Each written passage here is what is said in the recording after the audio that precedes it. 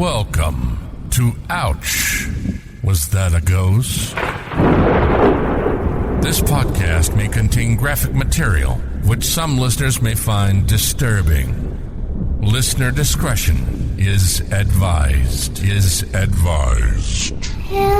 me. Now that we covered that, here's your host, Liz.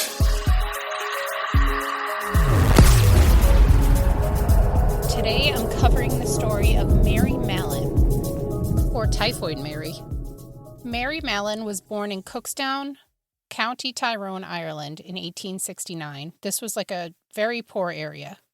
This was right after the potato famine, which plagued Ireland from 1945 to 1952, when a disease infected Ireland's potato crops.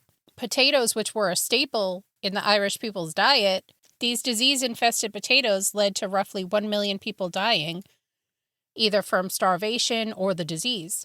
And the potatoes that did avoid the infection had to be shipped off to England because they were still expected to send so much, and if you couldn't, you'd be kicked out of your house, as most of the houses were English-owned at the time. This led to a few million people leaving Ireland to escape starvation, poverty, whatever. Some went to Canada, some went to the UK, and some went to the US. Mary Mallon was one of the many who immigrated to America from Ireland. She made her journey in 1983 or 1984. It was dangerous taking this journey. They were packed into ships and spreading who knows what disease, and it's said that only about 75% of the people that took the journey survived it. This was a time when U.S. was predominantly Protestant, and they feared the influence that the Irish Catholics would bring with them. So there was a huge prejudice against the Irish in the States. People would be like, oh my gosh, they're going to take our jobs. And it was common to see Irish need not apply plastered right underneath a help wanted sign. Mary Mallon made her way to New York in the mid-1880s. The 15-year-old Mary stayed with her family, her aunt and her uncle.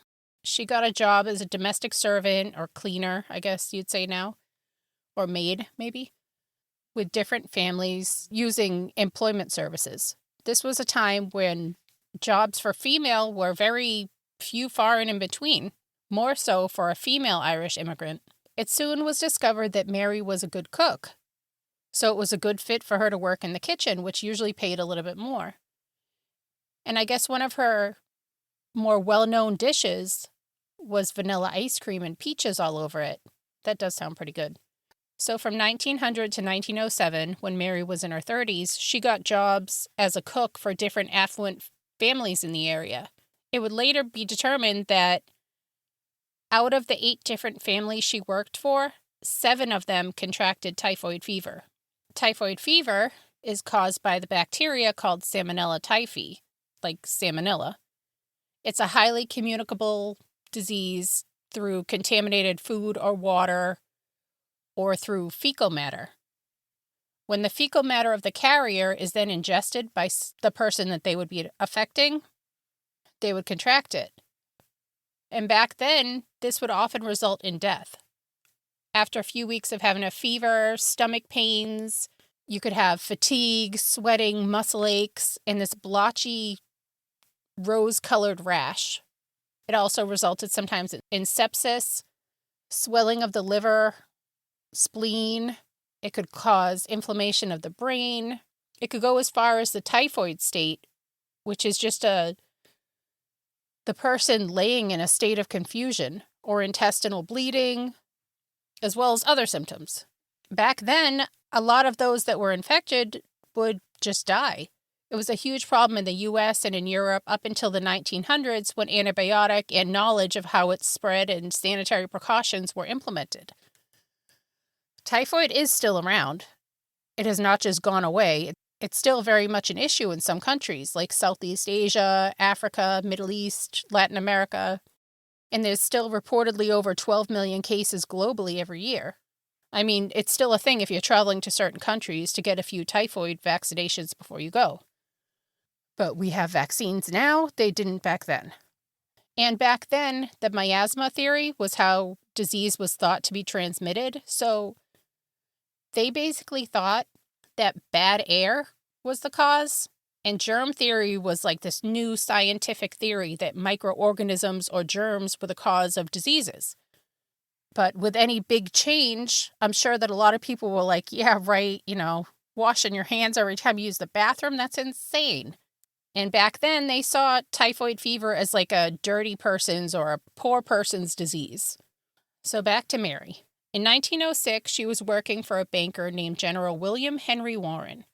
She was working as a cook for the family, and as most of her postings, she would stay with the family.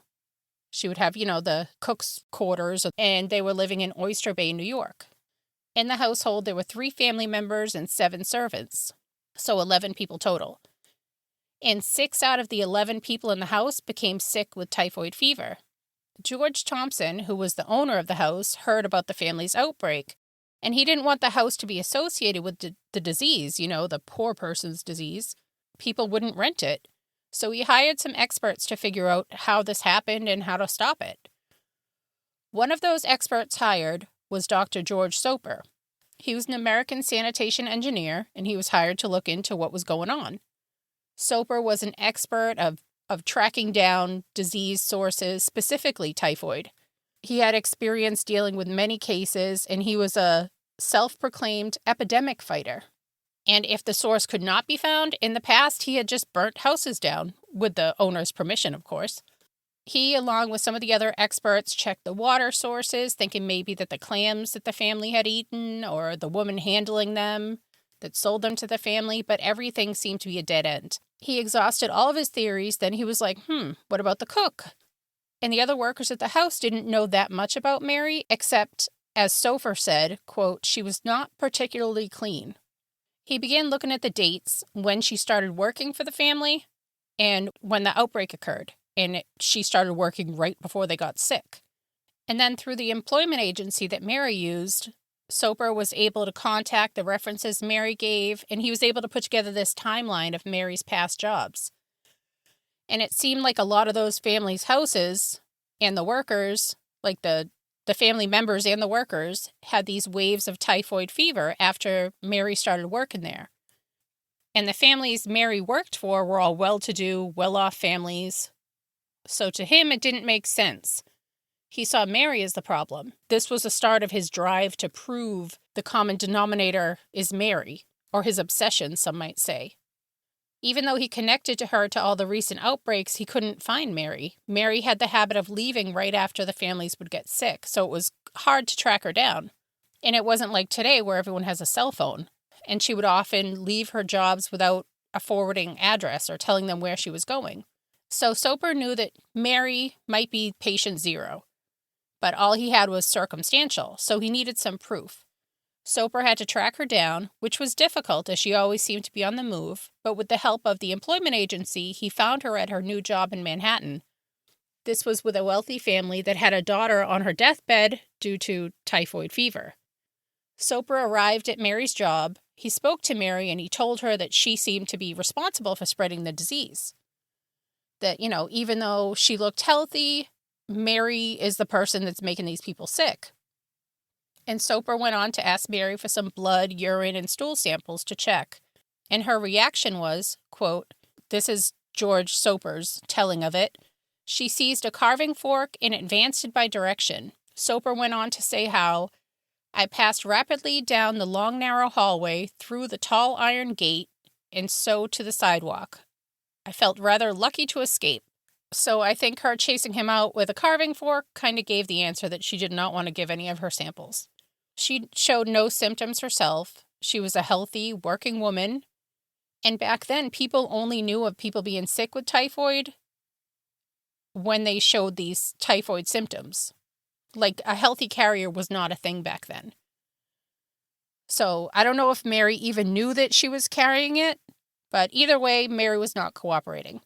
I mean, can you blame her? Some guy just shows up at your work and tells you to give them some poop. Soper followed Mary after work, and he saw that she would often go to this rooming house to meet this man who she was bringing food.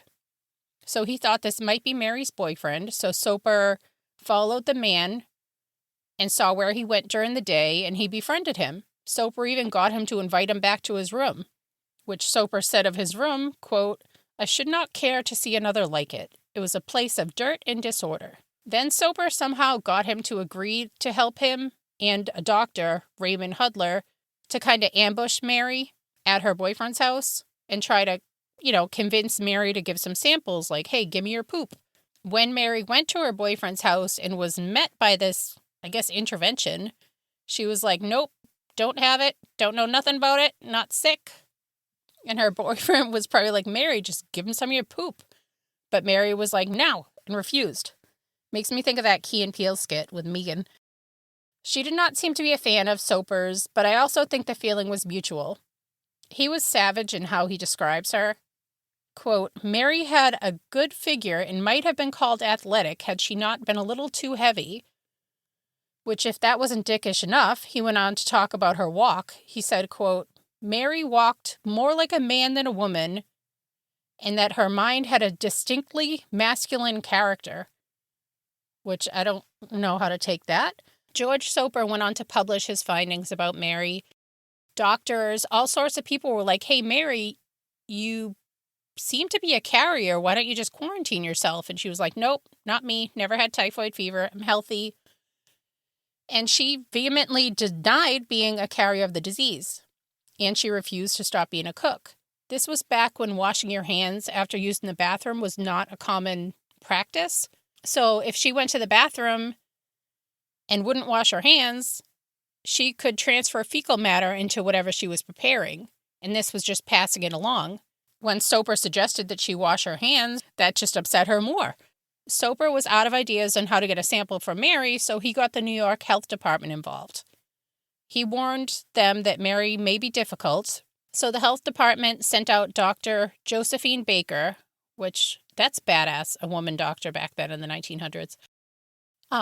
They sent Josephine Baker, because she's a woman, to try to reason with Mary, since Soper had now been chased away twice by Mary. This was like a new approach. So Dr. Baker talked to Mary and tried to get a sample again, and Mary saw this as being attacked again. Dr. Josephine Baker said, quote, "Her jaw set and her eyes glinted, and she said no.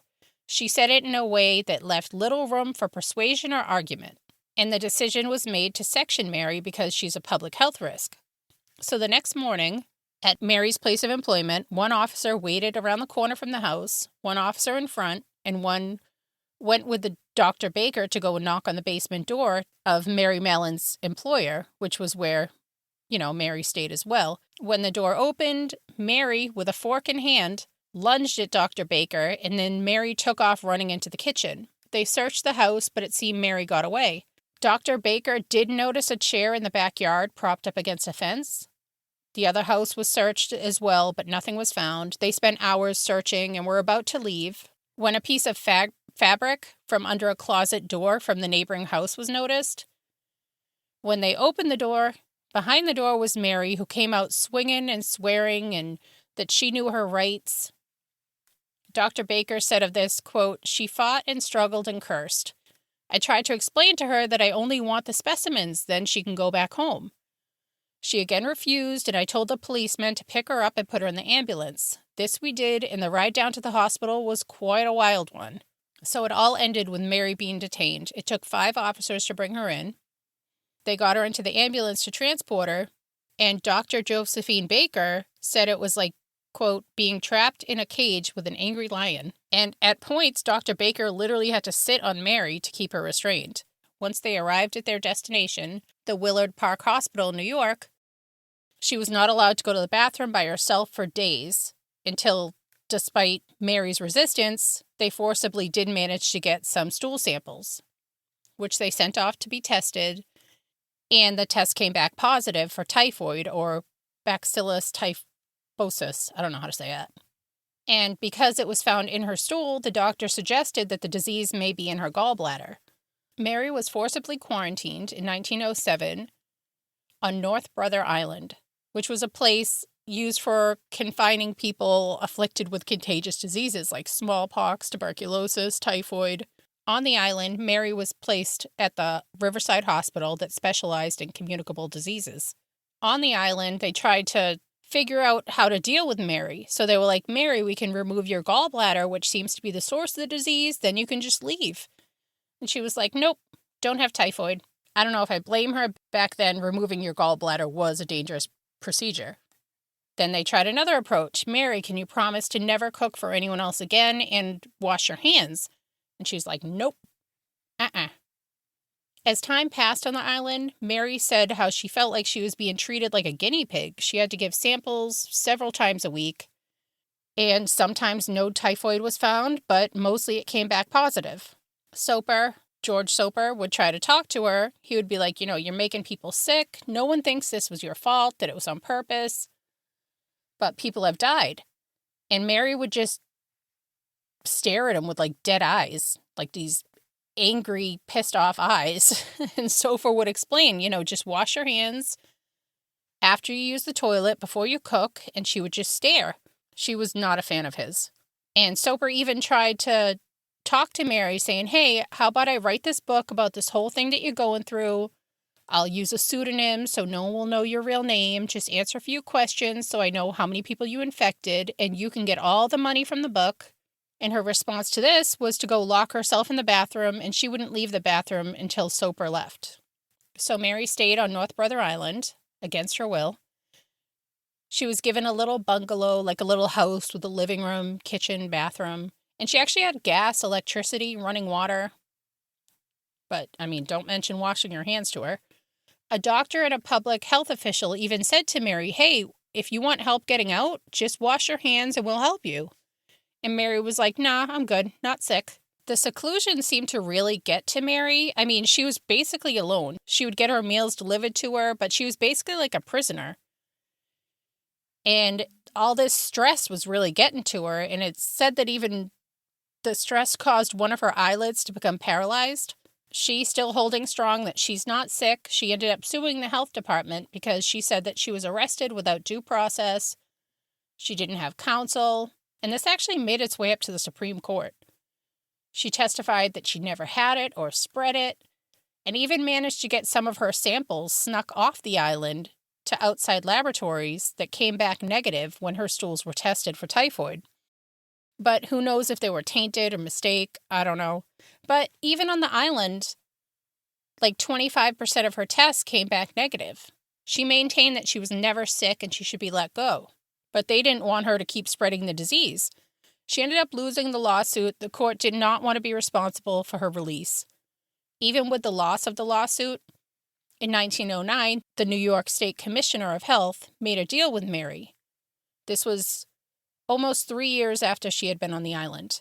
And she was released on the conditions that she agreed not to cook for anyone again and to check in with them every 3 months to keep track of her and to see if any of the outbreaks were happening, if they were following her around.